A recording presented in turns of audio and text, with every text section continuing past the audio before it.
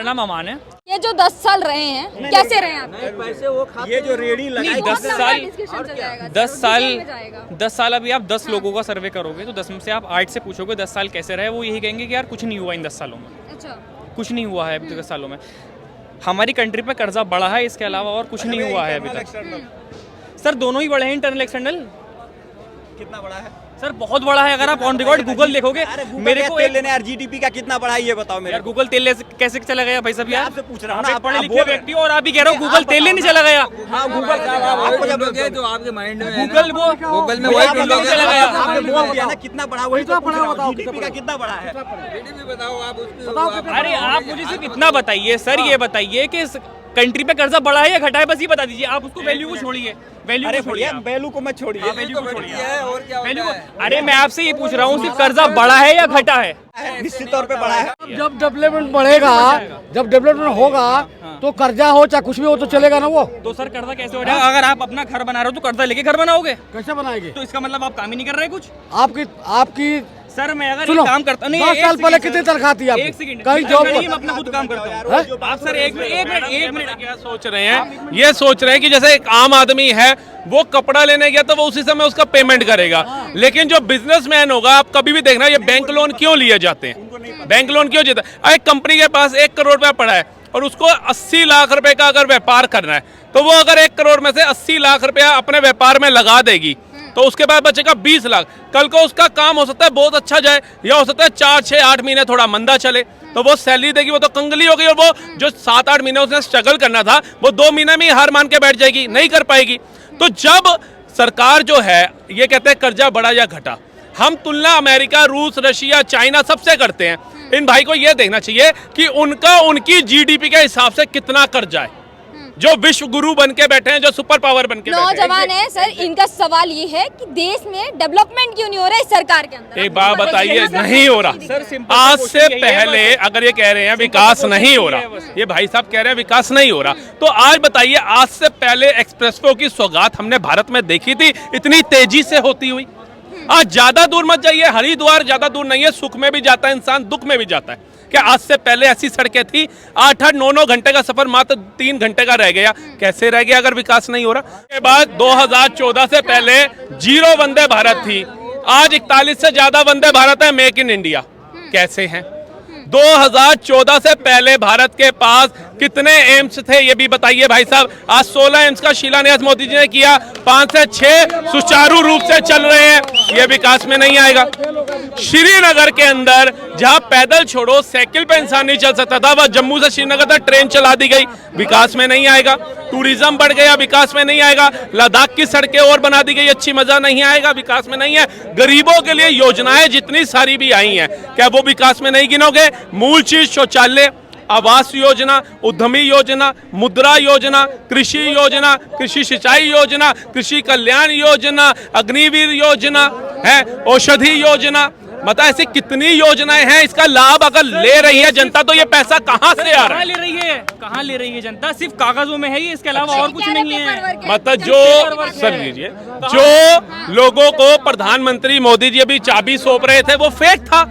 UP के अंदर शाहजहांपुर में 746 मकान प्रधानमंत्री आवास में बने, 543 मुसलमान भाइयों ने लिए हैं। वो कैसे लिए अगर नहीं बने हैं तो ये भाई बताइए। आप करो ना सर, आप सर्च करो, आप भी सर्च करो, अभी अलॉट नहीं हुए हैं, नहीं हुए हैं अलॉट भाई साहब। अभी ये गोविंदपुरी के पास जगह है, यहाँ पर अलॉट हुए, चाबियां दी गई, घरों में शिफ्ट हो गए, जिसके अंदर बिजली भी 24 घंटे है, नल से जल भी 24 घंटे है, साफ सफाई भी है। अब अगर किसी ने ये सोच लिया है कि मोदी के विकास को मैंने एक्सेप्ट नहीं करना है तो वो मैडम नहीं करेगा। चलिए सर, आपके अकॉर्डिंग मोदी जी से कोई काम नहीं हुआ, कोई डेवलपमेंट नहीं हो, तो आपको क्या लगता है कौन सी ऐसी सरकार है, कौन सी सरकार है जो देश की जनता के बारे में सोचेगी? मैम देखिए, बात ये नहीं कौन सी गवर्नमेंट है, क्या है क्या नहीं है। भैया ने बताया कि सड़कें बनी, कई सौ योजनाएं मिली, तो वो योजनाएं तो भैया पहले से चलती हुई आ रही हैं, सड़कें पहले से भी बन रही हैं।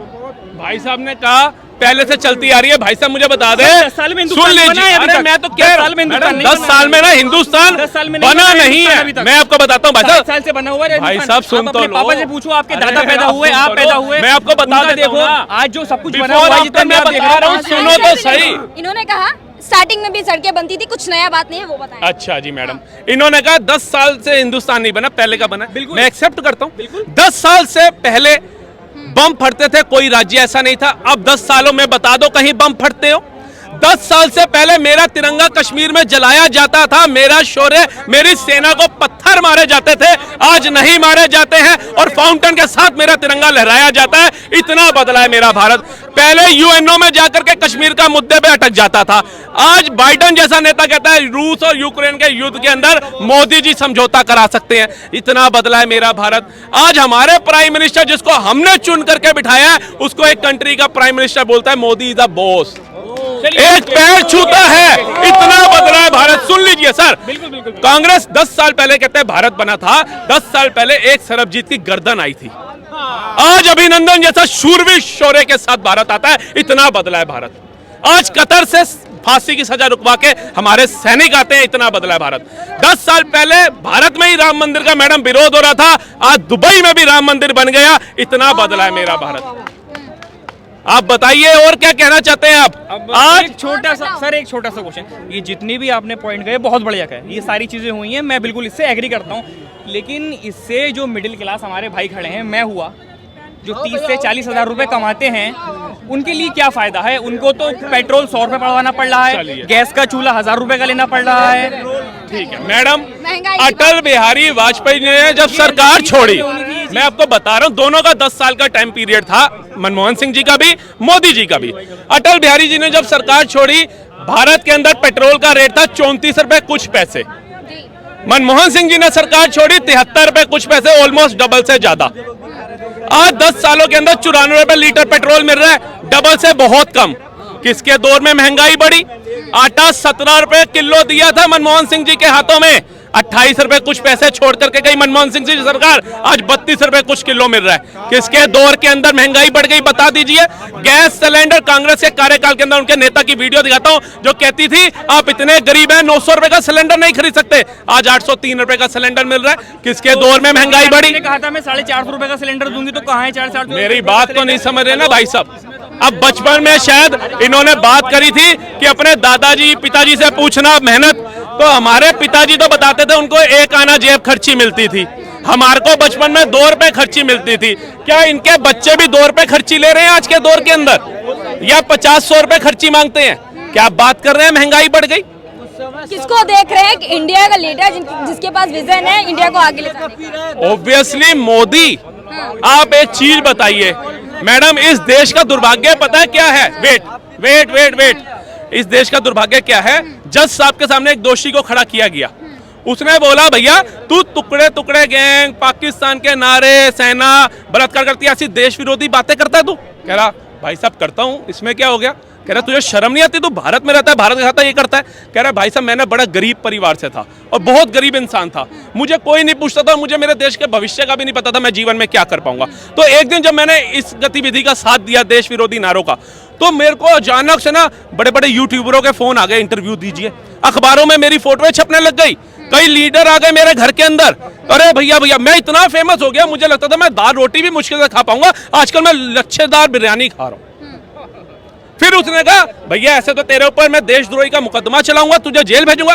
कह रहा आप भेजिए सर, जो याकून मेमम, अफजल गुरु कसाब के लिए बड़े बड़े कपिल सिब्बल जैसे धुरिंदर वकील कर जा सकते हैं, मेरे लिए क्यों नहीं आएंगे? वो तो डंके पे खड़े हुए हैं। उसने कहा यार ये कैसा बंदा है, इतनी गलत बात करने के बाद इतना जोश है इसके अंदर। कह रहा आप बस यहीं तक रह गए जज साहब, मुझे तो टिकटें मिलेंगी निगम पार्षद प्रधानी की नहीं, सांसद की, क्योंकि देश में ही गद्दार हैं। जो कहता है, मैं गर्व से कहता हूं, सेना कश्मीर में बलात्कार करती है, डूब के मर जाना चाहिए जो लोग ऐसे लोगों का समर्थन करते हैं। जो कहता था कितने अफजल मारोगे, हर घर से अफजल निकलेगा, डूब के मर जाना चाहिए ऐसे लोगों का जो इसका समर्थन करते हैं। समर्थन कर कौन रहा है? ये जो मूर्ख जनता है, जैसे अभी एक भाई खड़ा था, मैं राहुल गांधी को प्रधानमंत्री बनाऊंगा, तुम बनाओ, प्रधानमंत्री मोदी जी हैं, उनके अंदर उनके पास 303 सांसद हैं, लेकिन जो मेन टीम वर्क में उनके साथ टीम है कौन है? एस जयशंकर। मुकाबले का है तुम्हारे पास कोई एस जयशंकर जैसा विदेश नीति वाला? नितिन गडकरी परिवहन मिनिस्टर है कोई तुम्हारे कार्यकाल के अंदर जो ऐसी सड़कों का निर्माण इतनी तेजी से करा सकता है? वाजपेयी में आपको दिख रहा है? मैं तो डंके की चोट पे बोलता हूँ मैडम, एस वैष्णव जैसे रेलवे जिसने इतने अच्छा कर दिया है कोई? चनक्या कहने वाले अमित शाह जी जैसा गृह मंत्री है कोई? राहुल गांधी जी तो उतनी सीटों पे भी चुनाव नहीं लड़ रहे कि जितना वो प्रधानमंत्री बन जाए। इट मींस वो गठबंधन के साथ चलेंगे। आने वाला हमारा गृह मंत्री कौन होगा? लालू प्रसाद यादव।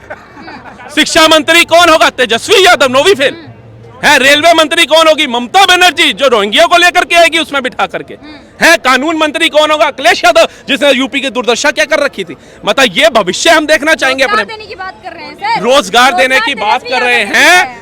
राजकुमारी ने एक बयान दिया था हिमाचल चुनाव में कि हमारी सरकार आएगी ना, प्रियंका गांधी जी कहती थी 1 लाख सरकारी नौकरियां देंगे। चुनाव जीतने के बाद कहते हैं हमने रोजगार की बात की थी, सरकारी नौकरी की बात नहीं करी। जो इंसान एक राज्य के चुनाव में अपनी जबान से मुकर सकता है, वो देश में अगर बैठ गया तो क्या करेगा? बताइए। क्या लग रहा है आपको? क्या लग रहा है? देखिए, एट प्रेजेंट जिसके हाथों में कमान है, बहुत अच्छे हाथों में है। आज से पहले इतनी जनता खड़ी है, अपने बुजुर्गों से पूछ लेना, और जो बुजुर्ग खड़े हैं उनको भी पता होगा कि आज से पहले भारत का मान सम्मान किसी विदेशों में ऐसा देखा था? आज से पहले देखा था? बता दीजिए।